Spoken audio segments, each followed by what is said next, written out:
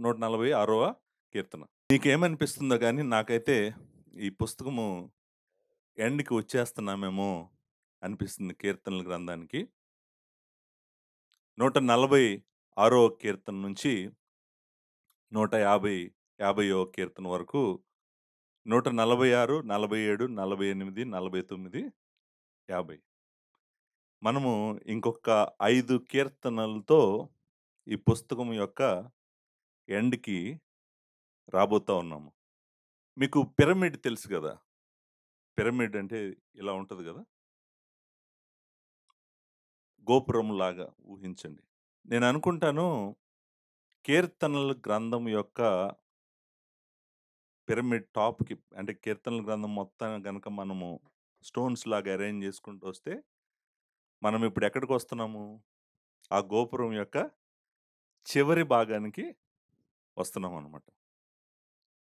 చివరి భాగానికి వస్తా ఉన్నప్పుడు మనందరికి తెలుసు పిరమిడ్ టాప్ పోర్షన్‌లోకి వచ్చేస్తా ఉన్నప్పుడు మనకు ఏం గుర్తొస్తదంటే అసలు ఇంతకీ ఈ పిరమిడ్ ఎందుకు కట్టామంటే ఇదిగో దీనికోసమే కట్టాం.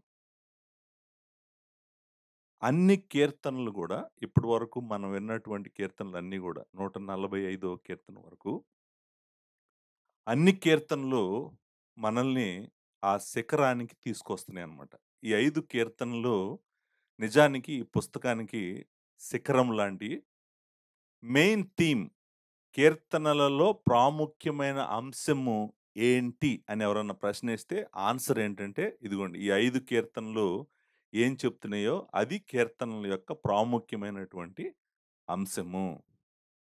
మెయిన్ థీమ్ అంటాం గదా! ప్రాముఖ్యమైనటువంటి అంశం. ఏంటి కీర్తనల గ్రంథమంతా నేను చదివి నేను అర్థం చేసుకుంటే ఏమర్థమవుతది నాకంటే ఏమర్థమవుతదంటే, నువ్వు నీ దేవుడైన యెహోవాను నువ్వు స్తుతించాలి. నీ దేవుడైన యెహోవాను నువ్వు స్తుతించాలి. అంటే ఎలాగైతే పిరమిడ్‌కి ప్రతి రాయి గూడా పైకి వెళ్ళటానికి సహాయం జేస్తదో, అలాగే మిగిలిన కీర్తనలన్నీ గూడా మనల్ని 146వ కీర్తన దగ్గర నుంచి 150వ కీర్తన దగ్గరికి రావటానికి సహాయం జేసినియనమాట. వాటన్నిటి మీద ఈ కీర్తనలు నిలబడినాయి. ఈ కీర్తన యొక్క మెయిన్ పాయింట్ ఏంటో మీకు చూపిస్తాను. చూపిస్తే మీకు అర్థమవుతది. 146వ కీర్తన మొదటి వచనంలో మొదటి మాట ఏముంది? యెహోవాను స్తుతించుడి. మనము హల్లెలూయా అంటాం గదా! హల్లెలూయా అనేది హీబ్రూ పదము. హల్లేల్ అనేటువంటిది వర్బ్ స్తుతించండి. అనేటువంటిదేంటంటే యావేకి షార్ట్ ఫార్మ్ అనమాట. యావే ఆయన పేరు. యెహోవా అని తెలుగులో అనువాదం చేశారు గదా! హీబ్రూలో ఆయన పేరు యావే. యావేకి యావే అని మొత్తం అనకుండా అంటారనమాట. అంటే అర్థము యెహోవా అని. సో, హల్లేల్ అంటే అర్థము స్తుతించండి. అంటే అర్థము యెహోవా అని. సో, 2 కలిపామనుకోండి హల్లెలూయా అన్నామనుకోండి అర్థమేంటి? యెహోవాను స్తుతించుడి. సో, హల్లెలూయా అనే మాట అనటం తప్పు గాదు. పలకటం గూడా తప్పు గాదు. కాకపోతే ఎందుకు నువ్వు హల్లెలూయా చెప్తున్నావో చెప్పాలి. ఎందుకు నువ్వు హల్లెలూయా అంటున్నావో చెప్పాలి. ఏంది కారణం? ఎందుకు నువ్వు దేవుడిని స్తుతించాలనుకుంటున్నావు? హల్లెలూయా అని మనం ఆగిపోకుండా ఎందుకు హల్లెలూయా అంటున్నావో చెప్పాలి. లేకపోతే నువ్వు ఆయన గురించి చెప్పాల్సింది చెప్పిన తర్వాతైనా గూడా అందరిని పిలిచి నువ్వు హల్లెలూయా అనొచ్చు. అంటే నేను చెప్పిన దాన్ని మీకు అర్థమైంది గాబట్టి మీరు యెహోవాను స్తుతించండి. హల్లెలూయా అనే మాట ముందైనా ఉండాలి. లేకపోతే లాస్ట్‌లోనైనా ఉండాలి. సో, లాస్ట్ పదం ఏంటి 146లో? యెహోవాను అంటే ఈ కీర్తన మొత్తం మాట్లాడుతున్న విషయం ఏంటి? యెహోవాను స్తుతించండి. అదే కదా మెయిన్ పాయింట్. అలా మొదలుపెట్టాడు. అలా ఎండ్ చేసాడు. 147 చూడండి. 147లో మొదటి మాటేంటి? స్తుతించండి. 147 ఆఖరి మాటేంటి? అంటే 147 ఏం మాట్లాడుతుంది? ఓకే. 148 మొదటి మాటేంటి? 148 ఆఖరి మాటేంటి? అంటే 148 దేని గురించి మాట్లాడుతుంది? 149 ఏంటి? ఆఖరి మాటేంటి? అంటే 149 దేని గురించి మాట్లాడుతుంది? 150 మొదటి మాటేంటి?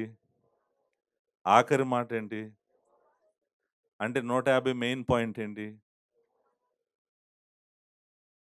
అంటే మనం ఎక్కడికొచ్చాము ఇప్పుడు? ఎక్కడికొచ్చాము? ఆహ్, శిఖరంకొచ్చాం. ఎక్కడికొచ్చాము? శిఖరానికొచ్చాం. శిఖరము ఏం చెప్తుందంటే, మెయిన్ విషయం ఏంటంటే, మీరు దేవుణ్ణి స్తుతించేవారిగా ఉండాలి అనేది మెయిన్ పాయింట్. చూడండి, మిగిలిన కీర్తనలన్నీ ఉన్నాయి గదా! 145 కీర్తనలు. ఇప్పుడు 146లో ఉన్నాం గదా! ఈ 145 కీర్తనలు గూడా మనము ఒక్కొక్క నది అనుకోండి. ఆ నదిలో నుంచి మనం ప్రయాణం చేస్తా వచ్చాం. ప్రతి నది గూడా మనల్ని ఈ మహాసముద్రమైన స్థుతి దగ్గరికే తీసుకొస్తున్నాయన్నమాట. అంటే 145 కీర్తనలు గూడా మనల్ని ఎక్కడికి తీసుకొచ్చి విడిచిపెడుతున్నాయంటే, స్థుతి అనేటువంటి ఈ మహాసముద్రం దగ్గరికి తీసుకొచ్చి విడిచిపెడుతున్నాయి. మనము ఆ నదుల్లో ప్రయాణం చేస్తా చూసాం. ఆ నదుల్లో పర్వతాల్లో నుంచెళ్ళాము. ఆహ్, మరి చీకట్లో నుంచెళ్ళాము. చాలా కష్టాల్లో నుంచెళ్ళాము. చాలా కీర్తనల్లో మనము అన్నీ చూసుకుంటూ వచ్చామిక్కడికి. కానీ ఆఖరికి దేవుడు మన జీవితాల దగ్గర నుంచి కోరుతుందేంటంటే, దేవుడిని స్తుతించే వారంగా కావాలని కోరుతున్నాడు. మీరనుకుంటున్నారా? ఊరికే ఎవ్వరికీ ఏం తెలియకుండా ఈ 5 కీర్తనలు లాస్ట్‌లో పెట్టారని? అంటే కీర్తనలు అరేంజ్ చేసినోళ్ళు వాళ్ళకి ఏం తెలీదు. ఈ కీర్తనలు ఈ 5 లాస్ట్‌లో ఊరికే అలా కావాలని పెట్టారని మీరనుకుంటున్నారా? మీరనుకోకండి, అలా పెట్టలేదు. కావాలనే పెట్టారు. ఎందుకు పెట్టారంటే, అన్ని కీర్తనలు మనల్ని ఎక్కడికి తీసుకురావాలంటే, దేవుడిని స్తుతించడానికి తీసుకురావాలి. చూడండి, ఈ 145 కీర్తనలు గనక మనము హిమాలయ పర్వతాల్లో ఉన్న పర్వతాలని అనుకుంటే గనక 146 నుండి 150 వరకు ఎవరెస్ట్ పర్వతం. సో, మనం అన్ని పర్వతాలు ఎక్కి, దిగి, ఎక్కి, దిగి, ఎక్కి, దిగి ఎక్కడికొచ్చాము? ఎవరెస్ట్ పర్వతం దగ్గరికొచ్చాము. అన్ని పర్వతాల కన్నా ఎత్తైన పర్వతము, అన్ని పర్వతాల కన్నా ఉన్నతమైన పర్వతము. అక్కడి నుంచి మీకు దగ్గర దగ్గర లోకమంతా కనపడతదేమో అన్నంత ఎత్తులో ఉన్నటువంటి పర్వతము. ఆ పర్వతాల దగ్గరికి మనము వచ్చామిప్పుడు. అవే 146 కీర్తన నుంచి 150వ కీర్తన వరకు. సో, ఈ 5 కీర్తనల్ని మనం జాగ్రత్తగా చదివి అర్థం జేసుకోవటానికి ప్రయత్నం చేద్దాము. అర్థం చేసుకోవటమే కాదు, వాటిని మన జీవితంలో దేవుడు దీవించాలని ప్రార్థన చేద్దాం. మొదటి కీర్తన దగ్గర మొదలైంది ఈ కీర్తనల ప్రయాణం.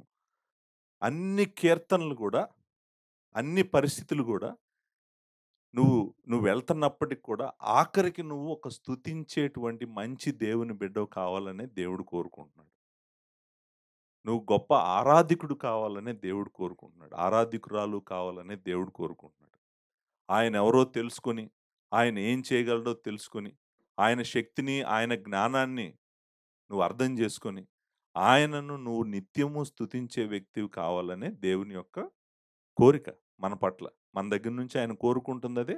ఈ 5 కీర్తనలు చెప్తుంది గూడా అదే.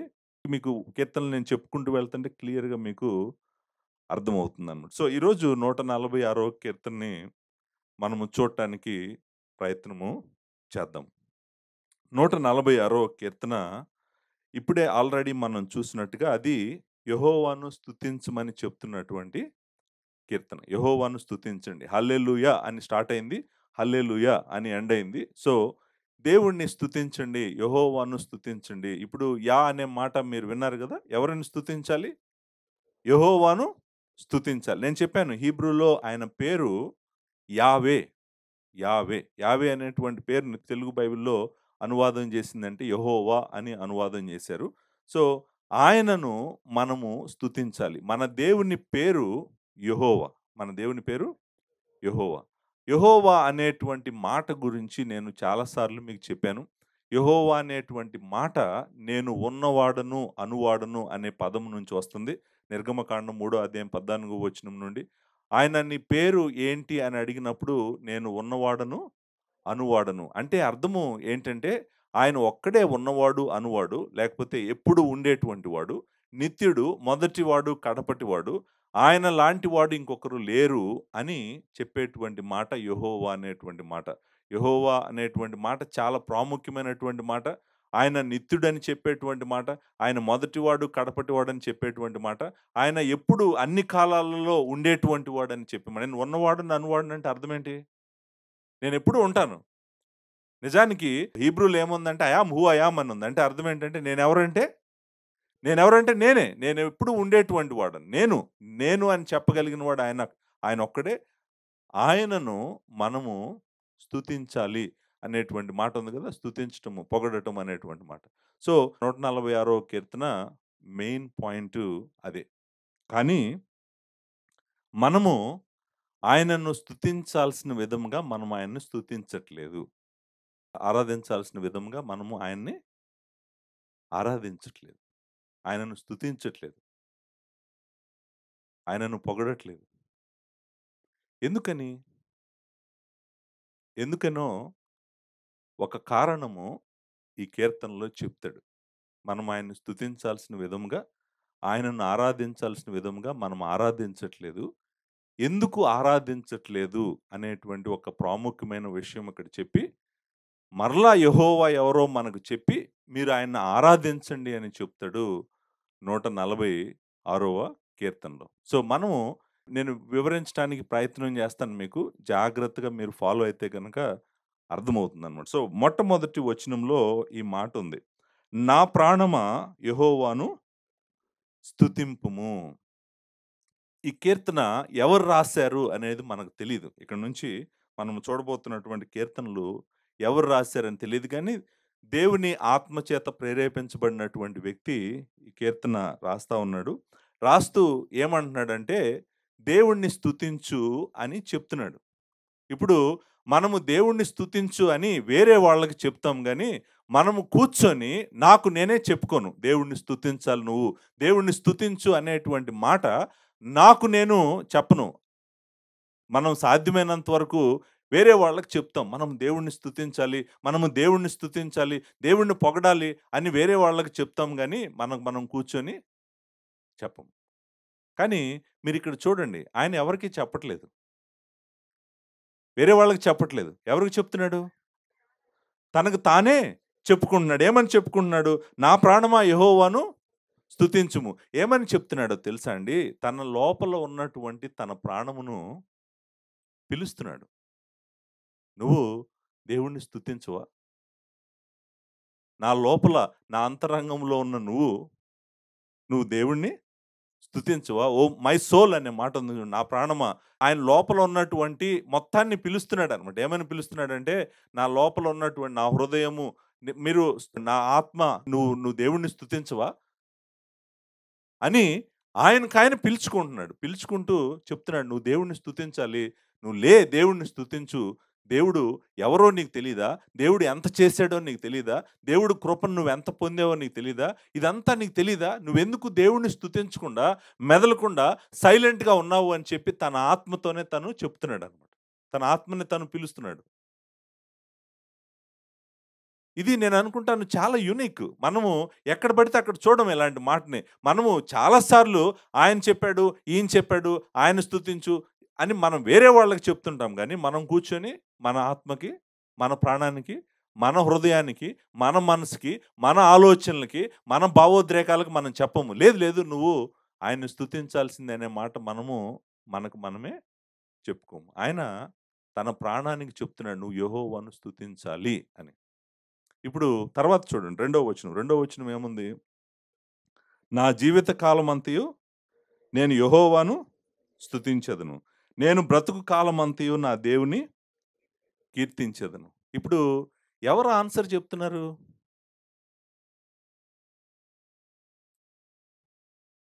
అంటే పిలుపు విందా ఆయన ప్రాణం? ఆయన ప్రాణం ఆయన పిలుపుని వినదా? విందా? వినలేదా? ఆ! వింది. పిలిచాడు. పిలిస్తే ఏమంటుంది? చూడండి. నా జీవిత కాలమంతయు నేను యెహోవాను స్తుతించెదను. నేను బ్రతుకు కాలమంతయు నా దేవుని నేను నేను నా దేవుడిని కీర్తించెదను. ఎప్పుడైతే తన ఆత్మను పిలిచాడో, తన ప్రాణాన్ని పిలిచాడో, నా ప్రాణమా నువ్వు నువ్వు నా నా దేవుడిని స్తుతించని పిలిచాడో, వెంటనే తన ఆత్మ, తన ప్రాణము ఆన్సర్ చెప్తుంది. ఏమని చెప్తుందంటే, నాలో జీవమున్నంత కాలము, నేను బ్రతికున్నంత కాలము, నిత్యము నా దేవుడిని నేను స్తుతిస్తాను. ఆ మాటలు మీరు చూడండి. నా జీవిత కాలమంతయు అనే మాటుంది గదండీ. మన జీవిత కాలంలో మనము చాలా చూస్తాం. కొన్నిసార్లు చాలా మంచి దినాలను చూస్తాం. ఆనందకరమైన దినాలను జూస్తాం. కొన్నిసార్లు చాలా కష్టమైన దినాలను జూస్తాం. చీకటి లాంటి దినాలను జూస్తాం. బాధను జూస్తాం. వేదనను జూస్తాం. కానీ ఈయనేమంటున్నాడంటే, నా జీవితం అంతా గూడా, నా జీవిత కాలం అంతయు గూడా, నేను బ్రతికున్నంత కాలం అంతా గూడా, నేను నా దేవుడిని కీర్తిస్తాను. నా దేవుడిని స్తుతిస్తాను. అంటే ఏమని చెప్తున్నాడంటే, నా పరిస్థితులు ఏమైనా గూడా, నాకేం జరిగినా గూడా, నాలో గనక నేను ఆ రోజు శ్వాస తీసుకోగలిగితే, నేను బ్రతికుంటే ఎక్కడున్నా గూడా ఇంట్లో ఉన్నా, హాస్పిటల్‌లో ఉన్నా, లేకపోతే ఇంకొక చోటున్నా, ఎక్కడున్నా గూడా నేను మాత్రం నా దేవుడిని స్తుతించకుండా నేను ఉండలేను. నిజానికి నేననుకుంటాను ఈ కీర్తన రాసిన ఆయన హృదయము, ఆత్మ ఏం చెప్తుందంటే, నేను ఈ మాటలు భారంతో చెప్పట్లేదు. నువ్వు పిలిచావని చెప్పట్లేదు. లే ప్రాణమా నువ్వు దేవుడిని స్తుతించని నువ్వు పిలిచావు గాబట్టి, లేకపోతే భారంతో నీకు స్పందించాలి గాబట్టి నేను చెప్పట్లేదు. నా హృదయం నిండా ఎంతో ఆనందముంది. నా దేవుడు నా జీవితంలో ఎన్నో చేశాడు నాకు.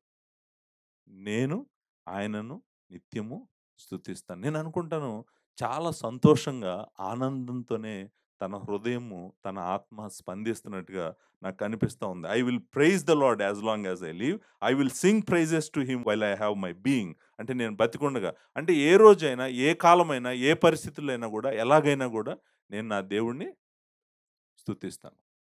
ఆ దేవుడిని స్తుతిస్తాను. సో, ఫస్ట్ మీరు అర్థం చేసుకోవాల్సిన పాయింట్ ఏంటంటే, మనము నిత్యము దేవుడిని స్తుతించే వారముగా ఉండాలి. మీరు పిలవాల్సింది వేరే వాళ్ళని గాదు ఆయన్ని స్తుతించడానికి. మీరు పిలవాల్సింది మిమ్మల్ని మీరే పిలవాలి. ఆరాధన చేద్దాం దా! అని వేరే వాళ్ళ చేయి పట్టుకోకండి. ఆరాధన చేద్దాం దా! అని మీ హృదయాన్ని పట్టుకోండి. దేవుడిని స్తుతిద్దాం రా! అని వేరే వాళ్ళ వైపు చూడకండి. మీరే ఏకాంతంగా దేవుడి సన్నిధిలో కూర్చొని, నేనే నా దేవుడిని కీర్తిస్తాను, ఆరాధిస్తాను, స్తుతిస్తాను. చూడండి ఇలా ఆరాధించగలిగిన వాళ్ళు లేరండి. ఇలా దేవుడిని స్తుతించేవాళ్ళు లేరండి. ఎంతసేపు దేవుడిని నాకు ఇవ్వు, నాకు ఇవ్వు, నాకు ఇవ్వు అని అడిగేవాళ్ళు గానీ, నాకు నువ్వు కావాలి, నేను నిన్ను స్తుతిస్తానని చెప్పేవాళ్ళు ఎవరున్నారండి? అవునా కదా! నేను మనమందరం గూడా, మనమందరం ఈ ఉదయకాల సమయంలో ఆలోచిద్దాం. అలాంటి స్తుతి చేసేటువంటి వ్యక్తివేనా నువ్వు? నీ ప్రాణంనెప్పుడైనా నువ్వు పిలిచావా? రా దేవుడిని స్తుతిద్దామని. నువ్వు అలాంటి నిర్ణయం తీసుకున్నావా? ఇక్కడొక నిర్ణయం ఉంది ఆయన. ఆయన జీవితంలో ఏ నిర్ణయం ఉంది? నేను నా జీవిత కాలమంతా అనే మాట మొదటి దాంట్లో ఉన్నాడు. నేను బ్రతుకు కాలమంతా అండి. అంటే ఈరోజు చేసి ఆగేది కాదిది. రేపు చేసేది ఆగేది కాదు. అంటే ఎప్పుడూ జరుగుతుంటదంట. అంతేకాదు ఆయన నిర్ణయం గూడా ఇది. ఆయన నిర్ణయము ఈ రోజు గురించి మాట్లాడట్లేదు. ఇప్పుడు నువ్వు పిలిచావు కాబట్టి నేనొచ్చి ఆన్సర్ చెప్పట్లేదు. ఆయనేమంటున్నాడు, "నువ్వు పిలిచినటువంటి పిలుపు ఎంత ఉత్తమమైన పిలుపంటే, నేను ఒక నిర్ణయం తీసుకుంటున్నానది. ఆ నిర్ణయం ఏంటంటే, నేను బ్రతికినంత కాలం గూడా, నాలో జీవం ఉన్నంత కాలం గూడా నా దేవుడిని నేను కీర్తిస్తాను, స్తుతిస్తానని చెప్పి. కీర్తించటము, స్తుతించటం అంటే ఏంటి? ప్రైజింగ్ అండ్ మనం ఆ మాటలు చూస్తాం గదా! ప్రైజ్ అండ్ సింగ్ ప్రైజెస్ అని. అంటే ఏంటి ఈ దేవుడిని కీర్తించటము, దేవుడిని స్తుతించటం అంటే ఏంటి? అంటే ఏంటంటే దేవుడు ఎంత గొప్పవాడో, దేవుడు ఏం చేశాడో అవన్నీ జ్ఞాపకం చేసుకుంటూ ఆయనను పొగడటం అన్నమాట. స్తుతించడం అంటే ఏంటి? ఆయనను గొప్పగా చేయడం. అయ్యా! నీ వంటి పరిశుద్ధుడు లేడు.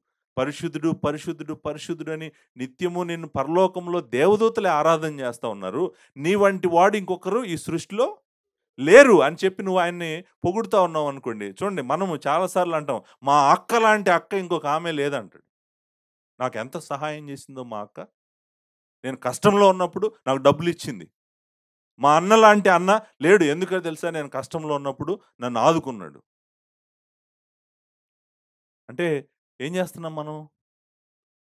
ఎవరిని పొగుడుతున్నాం? మనుషులను పొగుడుతున్నాం. కానీ చూడండి, మనము నిజానికి మనం పొగడాల్సింది ఎవరిని? మనం కీర్తించాల్సింది ఎవరిని? మనం గొప్ప చేయాల్సింది ఎవరినంటే, మన దేవుడిని. "దయా నువ్వు కృపగలవాడవు, దయా దాక్షిణ్య పూర్ణుడవు, నువ్వు దీర్ఘశాంతుడవు, నువ్వు నిత్యుడవు, నువ్వు నీతిమంతుడవు." నా జీవితంలో ఎన్ని చేశాడు ప్రభువా? నా జీవితంలో ఏం చేశాడు? చాలా చేశాడు. అసలు ఈరోజు నేను ఇక్కడ నిలబడి మీకు దేవుని వాక్యం చెప్పటానికి యోగ్యుడిని కాదు. నేనెప్పుడో చనిపోవాల్సింది. చనిపోతే అసలు జీవించి ఉండేవాడినే కాదు. అలాంటి నన్ను తన కృప పట్టుకుంది, కాపాడింది, ఆయన దగ్గరికి తెచ్చుకుంది, నాకు రక్షణనిచ్చింది. నన్ను తన వాక్యము చెప్పగలిగినటువంటి ఒక కాపరిగా చేసింది. ఇదంతా ఆయనే చేశాడు గదా! మరి నేను నా ఆత్మను పిలిచి చెప్పాలి గదా! నా దేవుడు ఎవరో నీకు తెలీదా? ఆయన ఏం జేశాడో నీకు తెలీదా నీ జీవితంలో? నువ్వు వాటన్నిటిని బట్టి దేవుడిని స్తుతించవా? అని మనం నిర్ణయం తీసుకోవాలి. ఇక్కడ మీరందరూ వాక్యం వింటున్న మీరు దయచేసి నిర్ణయం తీసుకోండి. ఈ నిర్ణయము శ్రేష్టమైనటువంటి నిర్ణయం. ఏమంటే నేను నా దేవుడిని ఎవ్రీ డే స్తుతిస్తాను. నేను బ్రతికున్నంత కాలము స్తుతిస్తాను. నాలో శ్వాస ఉన్నంత కాలం నా దేవుడిని నేను స్తుతిస్తాను. నిజానికి అన్నిటికన్నా శ్రేష్టమైనది ఇదే. ఇదే కాబట్టి నేను ఇదే చేస్తాను నా దేవుడిని అనేటువంటి నిర్ణయము మీరు తీసుకోవాలి. తీసుకొనే వెళ్ళండి. ఇక్కడ ఆయన ఆయన తన ఆత్మను పిలిచాడు. తన ప్రాణాన్ని పిలిచాడు. తన ప్రాణం చక్కగా స్పందించింది. స్పందించిన తర్వాత ఇప్పుడు నెక్స్ట్ వచనంలో ఒక మాట చెప్తున్నాడు. 3, 4 వచనాలు చాలా ఇంట్రెస్టింగ్‌గా ఉంటాయి. మూడో వచనం, నాలుగో వచనం చదువుతున్నాను. మూడో వచనం, నాలుగో వచనంలో ఏం చెప్తున్నాడంటే, ముందు ఆయన్ని ఎల్లప్పుడూ స్తుతించాలి అని చెప్పాడు. మొదటి పాయింట్. ఫస్ట్ పాయింట్ ఏం చెప్పాడు? ఆయన్ని ఎల్లప్పుడూ యెహోవాను ఎల్లప్పుడూ స్తుతించాలి. అది మొదటి 2 వచనాల్లో చూసాము. 3, 4 వచనాల్లో ఏం చెప్తాడంటే, నువ్వు మనిషిని నమ్మొద్దు అని చెప్తాడు. ఏం చెప్తాడు? మనిషిని నువ్వు నమ్మొద్దు. Do not trust man. ఇంగ్లీష్‌లో మనం చెప్పాలంటే డు నాట్ ట్రస్ట్ మ్యాన్. నేను చదువుతాను. నాకు చాలా వెరీ ఇంట్రెస్టింగ్ అనిపించింది. అంటే నా ఆత్మను పిలిచి, ఆత్మను రోజు నువ్వు స్తుతించు దేవుడినని చెప్పిన వ్యక్తి, నెక్స్ట్ వచనంలోనే నువ్వు మనిషిని నమ్మొద్దు అని చెప్పటానికి ఆయన ఉద్దేశ్యం ఏంటి? అనేటువంటిది కూడా మనము ఆలోచిద్దాం. మూడో వచనంలో అంటాడు, రాజుల చేతనైనను, నరుల చేతనైనను రక్షణ కలుగదు. వారిని నమ్ముకొనకుడి. వారి ప్రాణము వెడలిపోవును. వారు మంటి పాలగుదురు. వారి సంకల్పము నాడే నశించును. ముందు నేను వివరిస్తాను. వివరించిన తర్వాత ఎందుకు ఈ మాటలు చెప్పాడో మీకు చెప్తాను. అర్థమవుతది. మీకు క్లియర్‌గా అర్థమవుతది. రెండో పాయింట్ ఏంటంటే, డు నాట్ ట్రస్ట్ మ్యాన్. అంటే మనిషిని నువ్వు నమ్ముకోవద్దు. మనిషిని నువ్వు నమ్మొద్దు. మనిషిని నువ్వు ఆధారం చేసుకోవద్దు నీ జీవితానికి. ఇప్పుడు ఇక్కడ చెప్తున్నటువంటి మాట ఏంటంటే, రాజుల చేతనైనను, నరుల చేతనైనను రక్షణ కలుగదు గనుక వారిని నమ్ముకొనకుడి. ఏమని చెప్తున్నాడంటే, ద మోస్ట్ పవర్‌ఫుల్ పీపుల్ రాజులు ఎవరు? అధిక శక్తి కలిగినటువంటి వారు. భూమి మీద అందరికన్నా శక్తి కలిగినటువంటి వాళ్ళెవరు? రాజులు. రాజులను నువ్వు నమ్మొద్దు, నమ్ముకోవద్దు. అలాగే మనుషులను గూడా నువ్వు నమ్ముకోవద్దు. నమ్ముకొనకుడి. ఎందుకంటే వాళ్ళు నిన్ను రక్షించలేరు. వాళ్ళు నిన్ను రక్షించలేరు. నేను దీన్ని జాగ్రత్తగా అర్థం చేసుకోవటానికి ప్రయత్నం చేద్దాం. ఈ లోకంలో చాలామంది మనుషులు వేరే మనుషుల కోసం బతుకుతున్నారు. వేరే వారి కోసం బ్రతుకుతున్నారు. నేనొక ఎగ్జాంపుల్ చెప్తాను మీకు. మీకు అర్థమవుతది. రాజకీయ నాయకుల కోసం బ్రతుకుతున్నటువంటి మనుషులు చాలామందున్నారు. ఉదయం నుంచి సాయంత్రం వరకు ఆ పార్టీ కోసము, ఆ పార్టీని నడిపించే వాళ్ళ కోసము, వాళ్ళు అధికారంలోకొస్తే వీళ్ళకేదో వస్తదని, ఉదయం నుంచి సాయంత్రం వరకు వాళ్ళ కోసమే బ్రతికేవాళ్ళు ఈ లోకంలో చాలామందున్నారు. రాజుల కోసం బ్రతికేవాళ్ళున్నారు. రాణిల కోసం బ్రతికేవాళ్ళున్నారు. ప్రెసిడెంట్‌ల కోసం బ్రతికేవాళ్ళున్నారు. ప్రైమ్ మినిస్టర్‌ల కోసం బ్రతికేవాళ్ళున్నారు. చీఫ్ మినిస్టర్‌ల కోసం బ్రతికేవాళ్ళున్నారు. మినిస్టర్స్ కోసం బ్రతికేవాళ్ళున్నారు. ఆఖరికి చివరికి ఎమ్మెల్యేల కోసం గూడా బ్రతికేవాళ్ళున్నారు. ఎందుకు బ్రతుకుతున్నావంటే ఏమంటాడంటే, నేను బ్రతుకుతుంది ఒకే ఒక ఉద్దేశ్యము. ఏంటంటే, ఇదిగో నాకు ఈయనంటే ఇష్టము. నేను ఆయన కోసం బ్రతుకుతాను. కానీ ఈ కీర్తన ఏం చెప్తుందో తెలుసా అండి? నువ్వు వాళ్ళెవ్వరిని నమ్మొద్దు. నువ్వు వాళ్ళనెవ్వరిని నమ్ముకోవద్దు. నీకు రాజులు ఏం చేయలేరు, రాణులు ఏం చేయలేరు, ప్రధానమంత్రులు ఏం చేయలేరు, చీఫ్ మినిస్టర్‌లు ఏం చేయలేరు, మినిస్టర్‌లు ఏం చేయలేరు. నీకెవ్వరు భూమి మీద ఎంత పవర్‌ఫుల్ పీపుల్ గూడా నీకెవ్వరు ఏం చేయలేరు. వాళ్ళను నువ్వు నమ్మొద్దు. ఎందుకంటే వాళ్ళు నీకేమి చేయలేరు. వాళ్ళు నీకేమి చేయలేరు. వాళ్ళు నిన్ను రక్షించలేరు. వాళ్ళు నిన్ను రక్షించలేరు. ఇప్పుడు రక్షణ అనేటువంటి మాట చాలా ఇంపార్టెంట్ మాట. రక్షణ అనేటువంటిదేంటంటే, భౌతిక అపాయం నుంచి గూడా రక్షించగలచ్చు. లేపోతే నిత్య జీవం నుంచి గూడా రక్షించొచ్చు. నువ్వు 2 విషయాల్లో మీరు తీసుకోవచ్చు. వీళ్ళు భూమి మీదనున్నటువంటి మోస్ట్ పవర్‌ఫుల్ పీపులు వీళ్ళెవ్వరు గూడా నిన్ను మామూలుగా భౌతికంగా గూడా రక్షించలేరు. ఆఖరికి మరలా చెప్తున్నాను, నిన్ను నిత్య జీవానికైతే వీళ్ళు అసలు తీసుకెళ్ళలేరు. సో, మరి వీళ్ళనెందుకు నమ్ముకోవటం? నమ్ముకోవాల్సిన అవసరం ఏంటి? వీళ్ళ కోసం బతకాల్సిన అవసరం ఏంటి? రోజంతా గూడా వాళ్ళ కోసమే బతికి, వాళ్ళ కోసమే బతికి, వాళ్ళ కోసమే బతకాల్సిన అవసరం ఏంటి నీకు? ఒక పాస్టర్ గారు ఆయన పేరు ఆర్చ్ బిషప్ గ్రిండాల్. ఆ పాస్టర్ గారు క్వీన్ ఎలిజబెత్‌కి ఒకసారి ఈ మాట చెప్పాడంట. ఏమని చెప్పాడో తెలుసా క్వీన్ ఎలిజబెత్‌కి? రిమెంబర్ మేడమ్ ఆ! ఒక పాస్టరు క్వీన్‌కి చెప్తున్నాడు. ఇంగ్లాండ్ క్వీన్‌కి. Remember madam you are a mortal creature. నువ్వు ఇంతలో ఉండి అంతలో మాయమైపోయేటువంటి వ్యక్తివి. జాగ్రత్తగుండని చెప్పాడు. సో, మనము ఇలాంటి రాజుల కోసము, ఇలాంటి మనుషుల కోసము బ్రతకటానికి అవకాశం ఉంది కాబట్టి ఆయనేం చెప్తున్నాడంటే, "వాళ్ళేం చేయలేరు నిన్ను. నీకేం చేయలేరు. వాళ్ళని నువ్వు నమ్ముకోవద్దు." ఎందుకు నమ్ముకోవద్దో కూడా చెప్తాడు. చాలా ఇంట్రెస్టింగ్ రీజన్స్ చెప్తాడు. అవి చూద్దాం మనం. దానికి ముందు ఇర్మియా కూడా ఇలాంటి వార్నింగే ఇచ్చాడు. చాలా మంది భక్తులిచ్చారు. బట్ ఇర్మియా ఇచ్చినటువంటి ఒక చిన్న హెచ్చరికని మనం చూద్దాం. 17వ అధ్యాయం 5వ వచనంలో ఈ మాట అంటాడు. ఏమంటాడంటే, యెహోవా ఇలాగు సెలవిచ్చుచున్నాడు. నరులను ఆశ్రయించి శరీరులను తనకు ఆధారముగా చేసుకొనుచు తన హృదయమును యెహోవా మీద నుండి తొలగించుకునివాడు శాపగ్రస్తుడు. జాగ్రత్తగా అండర్‌లైన్ చేసుకోండి. వెరీ ఇంపార్టెంట్ వర్స్ అనమాట. అంటే దేవుడు మనసులో ఏముందో దేవుడు ఏం చెప్తున్నాడో తెలుసండి. నువ్వు రాజులను, లేకపోతే అధికారులను, పవర్‌ఫుల్ పీపుల్‌లను, లేకపోతే మనుషులను నువ్వు ఆధారంగా చేసుకొని గనక, నీ హృదయాన్ని గనక యెహోవా నుండి పక్కకు కనుక ఎళ్ళిపోయిందనుకోండి, తొలగించుకునివాడు శాపగ్రస్తుడు. 7వ వచనం చూడండి. యెహోవాను నమ్ముకొనువాడు ధన్యుడు. యెహోవా వానికి ఆశ్రయముగా ఉండును.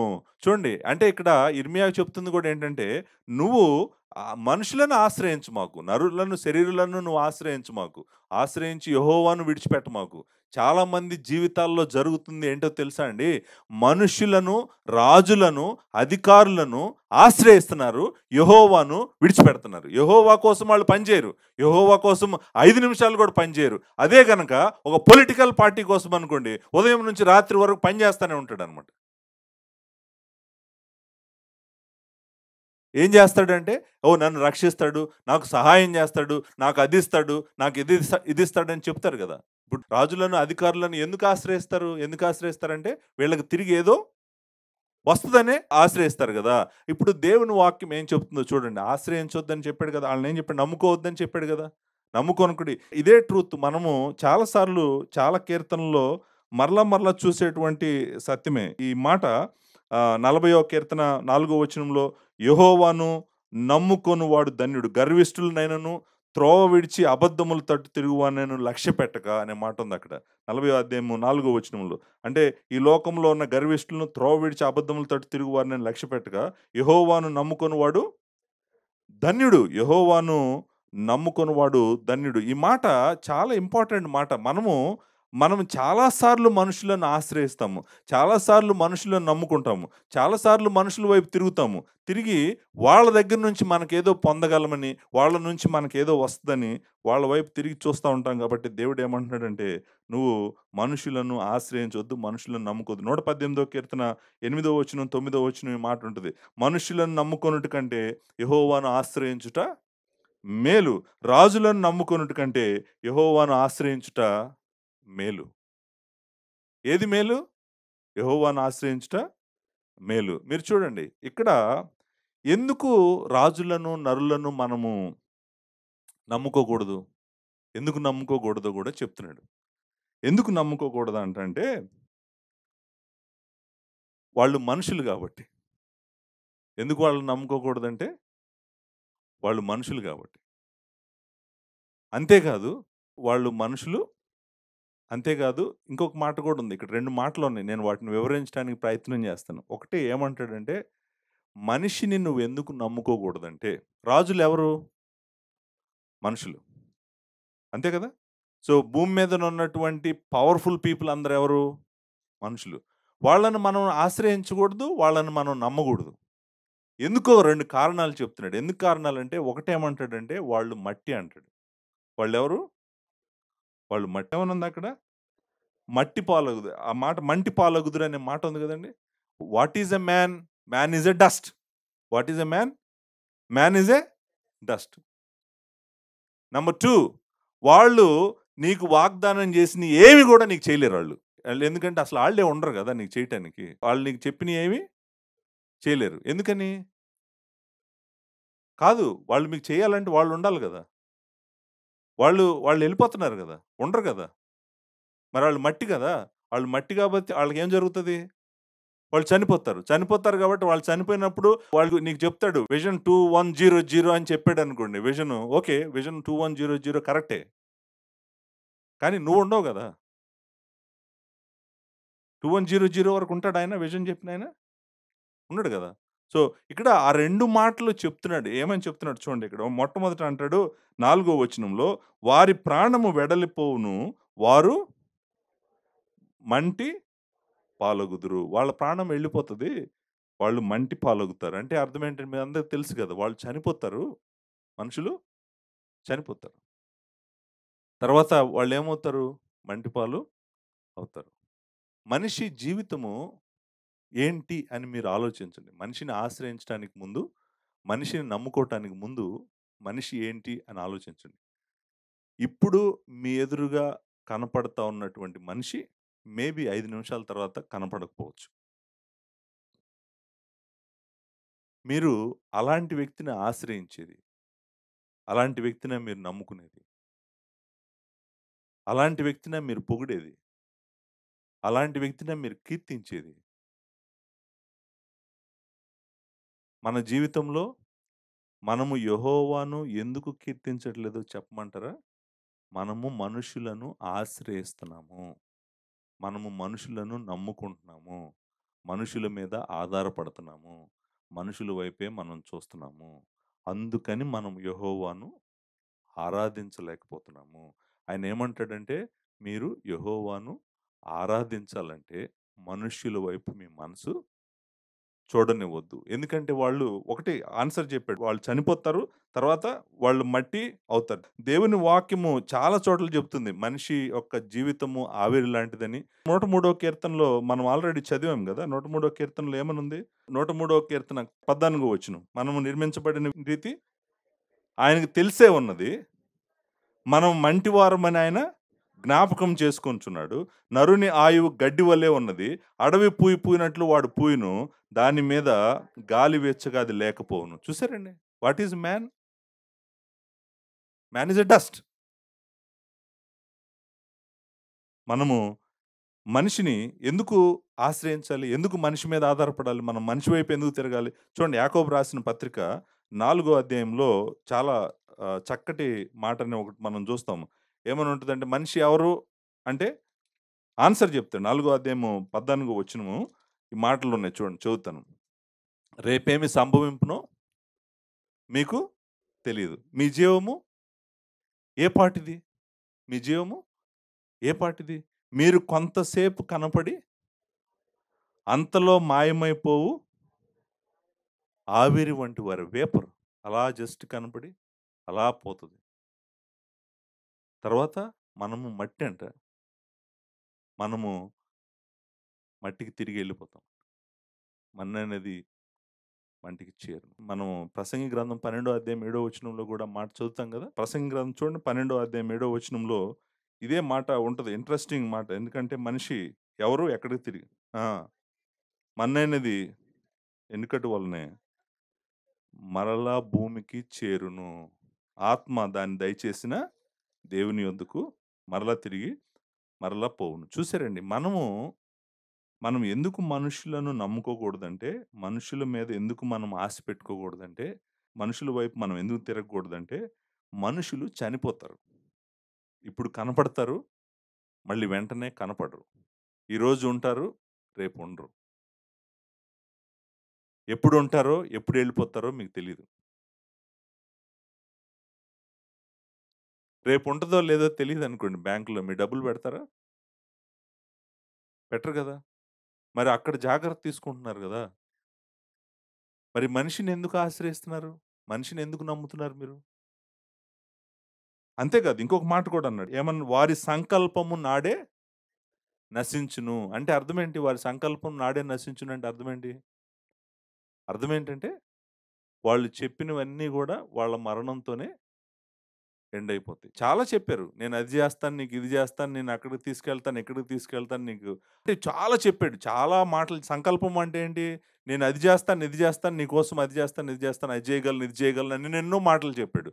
అసలు ఈయన చెప్పినవన్నీ చేయాలంటే ముందు ఆయన ఉండాలి గదా! ఏమంటున్నాడంటే, వాళ్ళ ఆలోచన సంకల్పము అనే మాట ఆ మాట ఉంది గదండీ! వాళ్ళ ప్లాన్స్ యాక్చువల్‌గా మాట్లాడుతుందేంటంటే, వాళ్ళ plans. The plans perish the same day. The die. వాళ్ళు చనిపోయిన రోజు వాళ్ళ ఆలోచనలన్నీ గూడా ఆగిపోతాయి. వాళ్ళని ఆలోచనలు ముందుకు తీసుకెళ్ళటానికి బ్రతికున్నవాడు కాదు గదా! బ్రతికున్నవాడు కాదు గాబట్టి తన ఆలోచనలు ముందుకు తీసుకెళ్ళలేడు గదా! సో, మరి ఆలోచనలు ముందుకు తీసుకెళ్ళలేని మట్టి లాంటి మనిషిని నువ్వెందుకు నమ్ముకుంటున్నావు అని అడుగుతున్నాడు బేసికల్‌గా. అడుగుతున్న క్వెషన్ ఏంటంటే, ఎందుకు నువ్వు మనిషిని నమ్ముతున్నావు? ఎందుకు నువ్వు మనిషి మీద ఆధారపడుతున్నావు? నువ్వు మనిషిని ఒకసారి నమ్మారనుకోండి ఏం జరుగుతదో తెలుసా అండి? వాళ్ళ మీద ఆధారపడటం మొదలుపెడతావు. ఆధారపడటమే గాదు, వాళ్ళని పొగుడుతూ మొదలుపెడతావు. వాళ్ళని కీర్తించటం మొదలుపెడతావు. వాళ్ళని స్తుతించడం మొదలుపెడతావు. వాళ్ళెంత గొప్పోళ్ళంటే, వాళ్ళు ఏం జేశారంటే, అసలు ఇలాంటి వాడు ఎక్కడ భూమి మీద లేదు. ఇలాంటి వ్యక్తి ఎక్కడ భూమి మీద లేడు. అసలు మొదటిసారి వచ్చాడీయన అనేటువంటి మాటలతో నువ్వేం జేస్తావంటే నిదానంగా వాళ్ళని గొప్ప జేయటం, పొగడటం, కీర్తించటం చేయటం మొదలుపెడతావు. అది ఈ పొలిటికల్ లీడర్స్‌నైనా, రాజులనైనా, రాణిలనైనా మా రాజు లాంటి రాజు లేడు. మా రాణి లాంటి రాణి లేదు అని చెప్పి వరుసపెట్టి నువ్వు, నువ్వు కనపడుతున్న నీ జీవితంలో ఉన్నటువంటి మనుషుల్ని అందరిని గూడా నువ్వు స్తుతిస్తా ఉంటావు. మనము ఆ లెవెల్‌లో స్తుతించకపోయినా గూడా మన జీవితంలో ఉన్నోళ్ళందరిని పొగుడుతుంటాం. వేరే వాళ్ళు కనపడ్డారనుకోండి, మన జీవితంలో ఉన్న ఒక మనిషి గురించి చెప్తాం. ఆయన చాలా గొప్పోడండి అని. ఆయన చాలా చేసాడండి. మా అక్క చాలా మంచిదండి. మా అక్క చాలా గ్రేట్ అండి. మా అన్నయ్య చాలా గొప్పోడండి. మా అన్నయ్య చాలా గ్రేట్ అండి. మా చెల్లి చాలా గొప్పదండి. మా చెల్లి చాలా గ్రేట్ అండి. అంటే ఏంటి? ఏంటంటే నువ్వు యెహోవాను ఆశ్రయించకుండా మనిషిని నువ్వు ఆశ్రయించినట్టయితే నువ్వు దేవుడిని స్తుతించలేవు. అందుకని చెప్తున్నాడు యెహోవాను మనిషిని నువ్వు ఆశ్రయించొద్దు. మనిషిని నువ్వు నమ్మొద్దని ఎందుకు చెప్తున్నాడంటే మనిషి నీకేం చేయలేడు. మనిషి నిన్ను రక్షించలేడు. మనిషి మట్టి చనిపోతాడు. తిరిగి మట్టిలోకెళ్ళిపోతాడు. అంతేకాదు అతను చనిపోవటంతోనే అతను చేద్దాం అనుకున్నయన్నీ గూడా ఆగిపోతాయి. అలెగ్జాండర్ ద గ్రేటు చాలా చేయాలనుకున్నాడు. ఏమైంది? అయిపోయింది. తన తన మరణంతోనే ఎండ్. తను చేయాలనుకున్నవి ఏమీ చేయలేడు. ఎవ్వరు ఏం చేయలేరు. ఏ రాజైనా, ఏ రాణి అయినా, ఏ పవర్‌ఫుల్ పీపుల్ అయినా, ఏ పొలిటికల్ పీపుల్ అయినా మనం ఎన్నైనా చెప్పొచ్చు గానీ, వాళ్ళ ఆలోచన, వాళ్ళ ప్రణాళిక, వాళ్ళ విజను వాళ్ళతోనే చనిపోతది. ఎందుకంటే దాన్ని ముందుకు తీసుకెళ్ళడానికి వాళ్ళు లేరు గాబట్టి. వేరే వాళ్ళు ఈళ్ళ విజన్ ఎందుకు తీసుకెళ్తారు? కాబట్టి మీరు మనిషిని నమ్మొద్దు. మనిషి మీద మీరు ఆధారపడొద్దు. మనిషిని ఆశ్రయంగా మీరెప్పుడు గూడా చేసుకోవద్దు. మరి ఎవరిని ఆశ్రయంగా చేసుకోవాలి? మరి ఎవరిని నమ్మాలి నేను? అదే ఆన్సర్. నెక్స్ట్ పాయింట్ ఏంటంటే, ఐదో వచనము ఇక్కడ ఇక్కడ చక్కగా చెప్తాడు. మనిషిని నమ్మొద్దన్నాడు. ఇప్పుడు ఎవరిని నమ్మమంటున్నాడు? యెహోవానే నమ్మమంటున్నాడు. యెహోవానే ఆశ్రయించమంటున్నాడు. ఆశ్రయించి ఐదో వచనం అంటాడు. ఎవనికి యాకోబు దేవుడు సహాయకుడగునో, ఎవడు తన దేవుడైన యెహోవా మీద ఆశ పెట్టుకొనునో, వాడు ధన్యుడు. ఎవరి మీద ఆశ పెట్టుకోమంటున్నాడు? ఎవరిని నమ్ముకోమంటున్నాడు? చూడండి. అంటే మన మనసు ఏం చేయాలంటే మనిషి మీద నుంచి మనం దేవుని వైపు మన మనసుని తిప్పుకోవాలి. నేను ఇంకో మాట చెప్తానిక్కడ. మనం చాలా సార్లు దేవుడిని ఎందుకు స్తుతించలేమంటే, మన జీవితాల్లో వేరే మనుషులను నమ్ముకోవటం వలన స్తుతించలేం. అది పైన వచనాలు క్లియర్‌గా చెప్పినాయి. 3, 4. ఇంకొక డేంజర్ గూడా ఉంది. అదేంటంటే, మనము దేవుడిని ఎందుకు స్తుతించలేమంటే, మట్టి అయిన మనల్ని మనం గూడా నమ్ముకుంటాం. మనల్ని మనం గూడా నమ్ముకుంటాం. మనల్ని మనం నమ్ముకోవటం గూడా నరులను ఆశ్రయించటమే. మనలను మనం నమ్ముకోవటం గూడా నరులను ఆశ్రయించటం. మనమెవరు? మనం గూడా మట్టే. మన సంకల్పం ఏమవుతది మనం చనిపోయిన రోజు? నశించిపోతది. కాబట్టి నేను తెలివిగలవాడిని, నేను చాలా జ్ఞానవంతుడిని, నేను ఆలోచించిన విధంగా ఎవరు ఆలోచించలేరు, నాకున్న తెలివితేటలు ఎవరికీ లేవు, నేనెంత గొప్పోడినో మీకు తెలుసు. ఇదంతా ఏంటంటే దీన్ని ఆత్మస్తుతి అంటాం. ఏమంటాం మనం దీన్ని? ఆత్మస్తుతి. అంటే సెల్ఫ్ ప్రైజ్. Self praise. మనల్ని మనం గొప్పగా చేసుకోవడం అనమాట. సో, నువ్వు వేరే వాళ్ళనైనా పొగుడుతా ఉంటావు, లేకపోతే నిన్ను నువ్వైనా పొగుడుకుంటా ఉంటావు. ఈ 2 గూడా నరుడిని ఆశ్రయించటమే. వాళ్ళు నరులే, నువ్వు గూడా నరుడివే. ఈ 2 చేసినప్పుడు నువ్వు దేవుడిని స్తుతించలేవు. కాబట్టి నువ్వు స్తుతించొద్దు వాళ్ళని. నిన్ను స్తుతించొద్దు, వేరే వాళ్ళని స్తుతించొద్దు. కానీ నువ్వు యెహోవాని స్తుతించు. స్తుతించాలంటే ఏం చేయాలంటున్నాడు? ఆయన్ని మనమంట సహాయకుడుగా. యాకోబు దేవుడు సహాయుడగును. ఎవడు తన దేవుడైన యెహోవా మీద ఆశ పెట్టుకున్నవాడు ధన్యుడు. ఇప్పుడేం చెప్తున్నాడో తెలుసా? మన హృదయమంతా, మన ప్రాణమంతా, మన ఆలోచన అంతా గూడా నరుల పైన నుంచి తీసేసి ఎక్కడికి తెచ్చుకోమంటున్నాడు? యెహోవా దగ్గరికి తెచ్చుకోమంటున్నాడు. యెహోవా నీకు సహాయకుడు. యెహోవా నీకు సహాయకుడు. ఆయన నీకు సహాయం జేస్తాడు. కాబట్టి నువ్వు ఆయనను నమ్ముకో, లేకపోతే ఆయనను ఆశ్రయించు. ఆయన మీద నిరీక్షణ ఉంచు. ఆ మాట ఆశ పెట్టుకో అనే మాట ఉంది గదండీ! దాని వెనకాల ఉన్న మాట హోప్ ఇన్ హిమ్. హోప్ అంటే అర్థం ఏంటి? నిరీక్షణ. ఆయన మీద నిరీక్షణ పెట్టుకో. ఆయన మీద ఆశ పెట్టుకో. ఆయన మీద ఆశ పెట్టుకున్నావనుకో, నువ్వు మొత్తము నీ జీవితం బావుంటది. ఆయన మీద ఆశ పెట్టుకున్నవాడు ధన్యుడు అంటున్నాడు గదా! ఏమంటున్నాడు? ధన్యుడు. ధన్యుడు అంటే అర్థమేంటి? ధన్యుడు అంటే చాలా సార్లు చెప్పాను. ధన్యుడు అంటే దేవుని కన్నుల క్రింద ఉన్నానని సంతోషంగా ఉండేవాడు ధన్యుడు. దేవుడు కన్నుల క్రింద, దేవుని సంరక్షణలో, దేవుని కృపలో సంతోషంగా ఉన్నవాడు ధన్యుడు. సో, ఏమంటున్నాడంటే, నువ్వు దేవుడిని ఆశ్రయంగా చేసుకో. దేవుని కింద ఉండు నువ్వు. దేవుని రెక్కల క్రింద నువ్వుండు. ఆయన మీద ఆశ పెట్టుకో అని చెప్తూ, ఆయన నీకు సహాయము చేయగలడు అని చెప్తున్నాడు. మనుషుల గురించి ఏమన్నాడు? మనుషులు నీకు సహాయం చేయలేరు. ఎందుకు సహాయం చేయలేరంటే వాళ్ళు మట్టి గాబట్టి. వాళ్ళ ప్రణాళికలన్నీ గూడా, వాళ్ళ ఆలోచనలన్నీ గూడా వాళ్ళు చనిపోయినప్పుడు ఆగిపోతాయి గాబట్టి. కానీ ఈయన నీకు సహాయము చేస్తాడు. ఈయన సహాయం నీకు చేయగలడు. సహాయం చేసేటువంటి వాడు, సహాయకుడుగా వచ్చినటువంటి వాడు ఈయన మామూలు వ్యక్తి కాదు. ఈయన దేవుడు. ఈయన నీకు సహాయం చేయగలడు. ఆయన్ని ఆశ్రయించు. ఆయన మీద ఆశ పెట్టుకొని నువ్వు ధన్యుడిగా ఉండాలని కోరుకుంటా ఉన్నాడు. ఎందుకని ఆయన సహాయం చేయగలడంట? మనిషి సహాయం చేయలేడని చెప్పాడు గదా! 3, 4 వచనాల్లో. కానీ ఈయన సహాయం చేయగలడంట.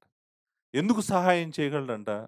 ఎందుకు సహాయం చేయ అక్కడ ఎందుకు సహాయం చేయలేడో 2 విషయాలు చెప్పాడు గదా! ఎందుకు చేయలేడంటే, మొట్టమొదటిది అతనికి శక్తి లేదు. అతను మట్టి గాబట్టి. 2 అతని మాటలు నిలవవు. ఎందుకని? అతను చనిపోతాడు గాబట్టి. కానీ దేవుని విషయానికొచ్చేటప్పటికి అంటాడు, ఇక్కడ 6వ వచనంలో అంటాడు, ఆయన ఆకాశమును, భూమిని, సముద్రమును, దానిలోని సర్వమును సృజించినవాడు. ఆయన ఎన్నడును మాట తప్పనివాడు అనన్నాడు. చూడండి అంటే మనిషి ఏదైతే చేయలేడని చెప్పాడో 3, 4 వచనాల్లో ఇక్కడ దేవుడయి చేయగలడని చెప్తున్నాడు. ఏమని చెప్తున్నాడు?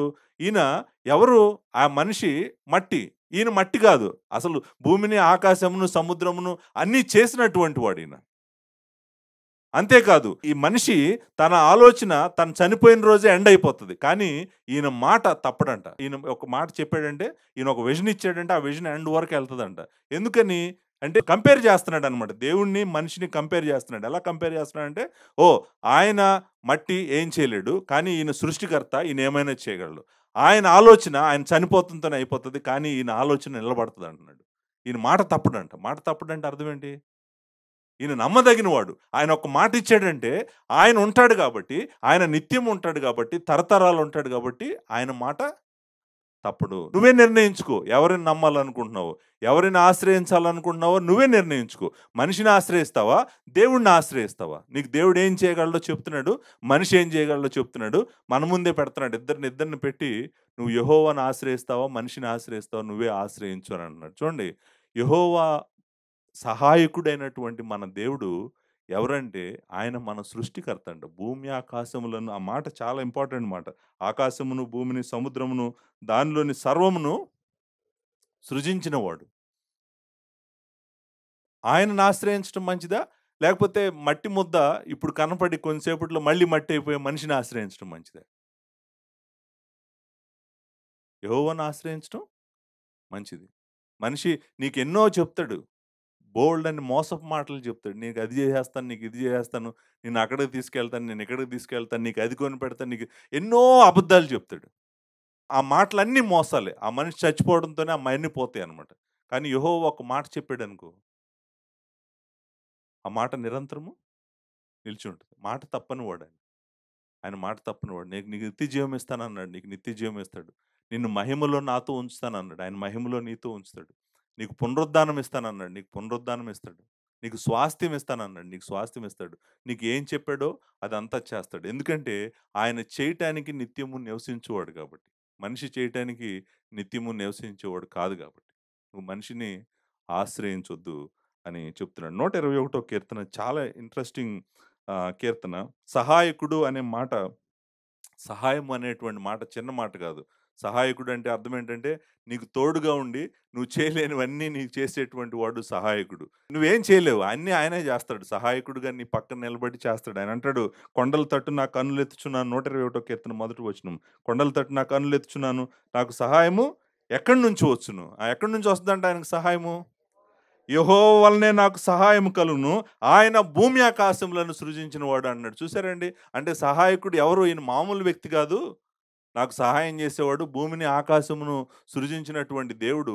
ఆయనే నాకు సహాయకుడుగా ఉన్నాడని చెప్తున్నాడు. అంటే క్రియేటర్ అనేటువంటి మాటని మరలా అక్కడ జ్ఞాపకం చేస్తున్నాడు. 124 కీర్తన 8వ వచనం చూడండి. 8వ వచనంలో కూడా ఈ మాట మన భూమి ఆకాశములను సృజించిన యెహోవా నామం వల్లనే మనకు సహాయము కలుగుచున్నది.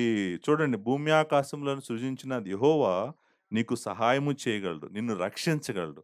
మనిషి నిన్ను రక్షించలేడు. నీకు సహాయము చేయలేడు. నీకు మనిషి ఏమీ చేయలేడు. నువ్వు మనిషిని ఆశ్రయించొద్దు. మనిషిని నువ్వు స్తుతించొద్దు. మనిషిని గొప్ప చేయొద్దు నువ్వు. నిన్ను నువ్వు కూడా గొప్ప చేసుకోవద్దు. ఎందుకంటే ఈయనొక్కడే నీకు సహాయం చేయగలడు. ఈయన దేవుడు. ఈయన నిత్యము నిలిచేటువంటి వాడు. ఆయన ఎన్నడూ మాట తప్పని వాడు. ఈ మాట చాలా మంచి మాట. మాట తప్పని వాడు అంటే ఏంటంటే అర్థం ఏంటి? ఆయన నమ్మదగినవాడు. మాట తప్పినవాడంటే అర్థమేంటి?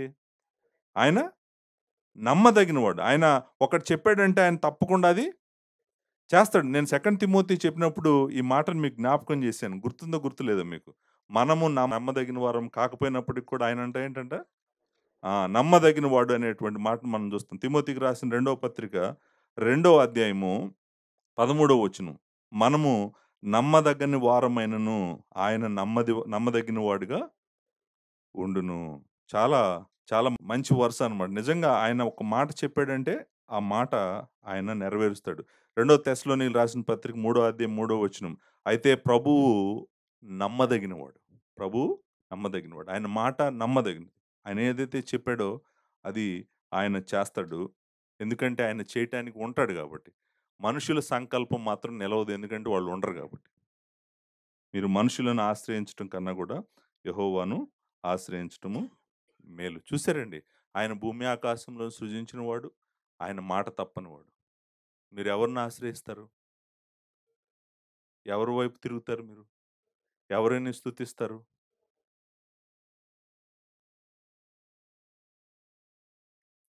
ఏం చేయగలడో ఇప్పుడు చెప్తున్నాడు. ఏడో వచనం నుంచి తొమ్మిదో వచనం వరకు. ఆయన ఎలా సహాయం చేస్తాడో చెప్తున్నాడు. ఇక్కడ చాలా వరుసన ఒక 10 ఉన్నాయి. ఏం చేయగలడు? ఎగ్జాంపుల్స్, ఇప్పుడు ఆయన సహాయం చేయవాడు అన్నాడు గదా! ఆయన సృష్టికర్త అన్నాడు గదా! ఆయన మాట తప్పనివాడు అన్నాడు గదా! ఏం చేస్తాడంటే ఆయన ఒక 10 బ్లెస్సింగ్స్ ఇచ్చాడు వరుసన అనమాట. ఏడో వచనం, ఎనిమిదో వచనం, తొమ్మిదో వచనంలో. మొట్టమొదటంట ఆయన బాధపరచబడు వారికి ఆయన న్యాయము తీర్చును. ఆకలిగొనిన వారికి ఆహారము దయచేయును. బంధింపబడిన వారిని విడుదల చేయును. గుడ్డి వారిని కన్నులు తెరవజేయువాడు. కృంగిన వారిని లేవనెత్తువాడు, నీతిమంతులను ప్రేమించువాడు, పరదేశులను కాపాడువాడు, తండ్రి లేని వారిని విధవరాండ్రను ఆదరించువాడు. చూసారండి? ఏం చేయగలడంట ఆయన? ఆన్సర్ ఏంటో తెలిస్తే ఏమైనా చేయగలడు. కొన్ని కొన్ని ఎగ్జాంపుల్స్ ఇక్కడ ఇచ్చాడు. కొన్ని ఉదాహరణలు ఆయన ఏం చేస్తాడు? ఆయన ఎలా సహాయం చేస్తాడు? ఆయన సహాయకుడు అన్నాడు కదా! ఎలా సహాయం చేస్తాడు? ఎలా సహాయం చేస్తాడు? కొన్ని ఎగ్జాంపుల్స్, ఉదాహరణలు ఇక్కడ ఇచ్చాడంట. భూమి మీద అన్యాయం చేసేవాళ్ళు చాలామంది ఉన్నారంట. కానీ ఈయన మాత్రం అన్యాయం చేయబడిన వాడే బాధపరచబడినవాడు. బాధపరచబడినవాడు ఎవరంటే, ఈ రాజులను నమ్ముకున్న వాడికి ఏం దొరుకుతది? అన్యాయమే దొరుకుతది. భూమి మీదనున్న రాజులు నీతిమంతులు గాదు ఈళ్ళు. భూమి మీదనున్న మనుషులు నీతిమంతులు గాదు. వాళ్ళు అన్యాయమే జేస్తారు. అన్యాయం చేసిన రోజు ఏం జరుగుద్దంట? బాధ కలుగుతదంట. బాధ కలిగిన వారికి ఆయన న్యాయము తీర్చును. ఆకలి గొనిన వారికి ఆయన ఆహారము దయచేయును. ఆ! బంధింపబడిన వారిని విడుదల చేయును. అన్యాయంగా మేబీ వీళ్ళకి అన్యాయపు తీర్పు పొంది చెరసాలలో యేసుంటారు వీళ్ళని. బంధింపబడిన వారిని విడుదల జేస్తాడంట. అంటే ఆయన మనిషిని ఆశ్రయించడం వల్ల అన్యాయం జరిగింది. అన్యాయం జరగటం వల్ల నువ్వు చెరసాల్లోకెళ్ళావు. ఎళ్ళినా గూడా ఆయన ఏమంటున్నాడంటే విడుదల చేస్తాడంట. గ్రుడ్డివారి కనులను తెరువ చేయువాడు. చూడండి ఇక్కడ గుడ్డితనం గూడా 2 రకాల గుడ్డితనం ఉంది. ఒకటి ఆత్మీయ గుడ్డితనం ఉంది. దేవుడినే చూడలేనంత గుడ్డివారంగా ఉన్నాం మనం. 2 ఫిజికల్ బ్లైండ్‌నెస్. ఒకటి స్పిరిచ్యువల్ బ్లైండ్‌నెస్.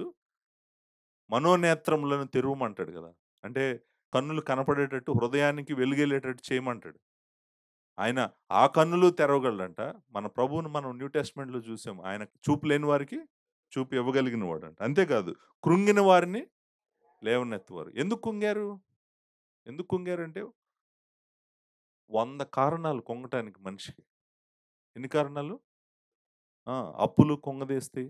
అనారోగ్యం కుంగదీస్తది. ఉద్యోగం లేకపోవడం కుంగదీస్తాయి. ఒకటి కాదు. సో, ఇక్కడ కృంగిపోవటానికి కారణాలు 100 ఉన్నాయి. బోలెడన్ని కారణాలున్నాయి మన జీవితాల్లో. మన ఆలోచన కుంగదీస్తది మనల్ని. నిద్ర లేకపోవడం కుంగదీస్తది మనల్ని. మనల్ని ఎన్ని కుంగదీయవు? అన్నీ కృంగదీస్తాయి. కానీ ఇక్కడ ఏమంటున్నాడంటే కృంగదీయు వారిని లేవనెత్తువాడు. నీతిమంతులను ప్రేమించువాడు. పరదేశులను చూడండి ఇశ్రాయేలీయుల దేశంలో, ఇశ్రాయేలీయుల మధ్యలో ఉన్నటువంటి పరదేశులను, వేరే దేశాల నుంచి వచ్చిన వాళ్ళని ఆయనంట భద్రంగా కాపాడతాడంట. సో, ఆయన స్వరూపంలో ఉన్నారు గదా! వాళ్ళందరిని కాపాడతాడు. తండ్రి లేని వారిని, విధవరాండ్రను ఆదరించువాడు. మేబీ తండ్రికి అన్యాయం జరిగి చెరసాల్లో ఉన్నాడేమో. లేకపోతే తండ్రికి ఏం జరిగిందో తెలీదు. కానీ తల్లికి, బిడ్డలకి ఆయన తోడుగా ఉంటాడంట. అంతేకాదు ఆయనంట భక్తిహీనుల్ని శిక్షిస్తాడంట. భక్తిహీనుల్ని ఎవరైతే మనుషులను వాళ్ళ వైపు తిప్పుకున్నారో, ఎవరైతే మనుషులను దేవుడి నుంచి దూరం చేశారో, ఎవరైతే దేవుడిని వదిలేసి వాళ్ళ ఇష్టానుసారంగా తిరిగారో, వాళ్ళ జీవితాలు గూడా మంచిగా ఉండవంట. ఆయన శిక్షిస్తాడంట. ఎలా శిక్షిస్తాడంటే, భక్తిహీనుల మార్గము ఆయన వంకర మార్గముగా చేయును. చూసారండి? అంటే యెహోవా సహాయకుడు. ఎలా సహాయకుడో, ఎన్ని విధాలుగా సహాయం చేస్తున్నాడో, ఎలా చేయగలడో ఆన్సర్ చెప్పాడు. సో, ఫస్ట్ పాయింట్ మనం ఏం చూసామంటే దేవుడిని స్తుతించాలి అని చెప్పాడు. మొట్టమొదటి పాయింట్. మొదటి 2 వచనాలు. నిత్యము మనము దేవుడిని స్తుతించాలని చెప్పాడు. నంబర్ 2 మనము మనిషిని ఆశ్రయించొద్దు. మనిషిని నమ్మొద్దు. మనిషిని నమ్ముకొనకుడి. ఆ మాట ఉంది గదండీ! మనుషులను నమ్ముకొనకుడి.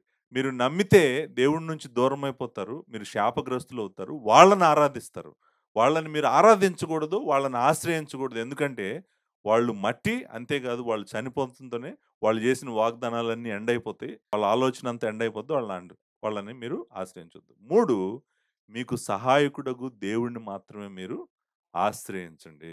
ఆశ్రయిస్తే గనక ఆయన మీకు ఏమైనా చేయగలడు. ఎన్నైనా చేయగలడు. చేయగలడు కాబట్టి మీరు ఆయన్ని నిత్యము స్తుతిస్తానే ఉంటారు.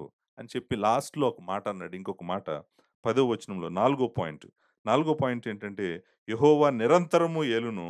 సీయోను నీ దేవుడు తరములన్నిటిను రాజ్యము చేయును. ఇప్పుడేమంటున్నాడో తెలుసా అండి? ఈ రాజు భూమి మీద రాజులు లాంటి రాజు కాదీయన. ఈయన నిత్యుడగు రాజు. ఈయన రాజ్యము నిత్యము ఉంటది. ఈ రాజు గూడా నిత్యము ఉంటాడు. భూమి మీదనున్న రాజులు నిత్యం ఉండలేరు.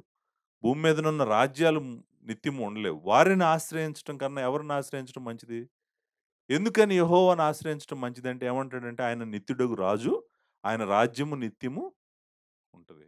నువ్వు ఆయనతో ఉంటే ఆయన రాజ్యంలో ఉన్నట్టే. ఆయనతో ఉంటే నువ్వు నిత్యము ఉన్నట్టే. కాబట్టి నువ్వు ఆయన దగ్గరికి రా. ఆయనతోనే ఉండు. భూమి మీద రాజులను నువ్వు నమ్మొద్దు.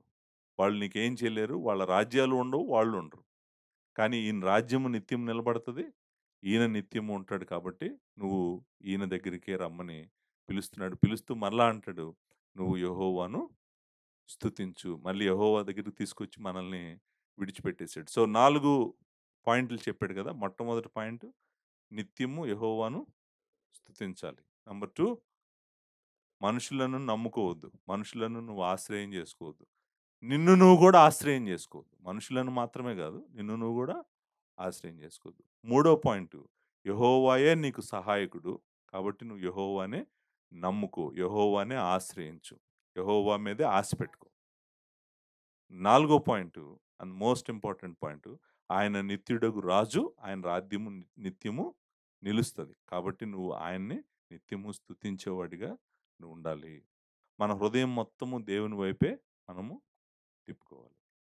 మిమ్మల్ని మీరు జస్ట్ అడగండి. మనల్ని మనం అడుగుదాం. మన జీవితంలో ఎవరెవరి మీద ఆధారపడుతున్నామో వాళ్ళందరినీ మన జీవితాల్లో నుంచి పక్కన పెడదాం. మన పూర్ణ హృదయముతో, మన పూర్ణ మనసుతో, పూర్ణ శక్తితో మన దేవుడైన యెహోవాను మనము స్తుతిద్దాం. స్తుతిద్దాం. ఆయన్ని ఆరాధిద్దాం. ఆయన్ని కీర్తిద్దాం. ఆయన్ని పొగుడుదాం. ఆయన మీద ఆశ పెట్టుకుందాము. అప్పుడు మనల్ని దేవుడు ధన్యుల్ని, ధన్యురాల్ని చేస్తానన్నాడు.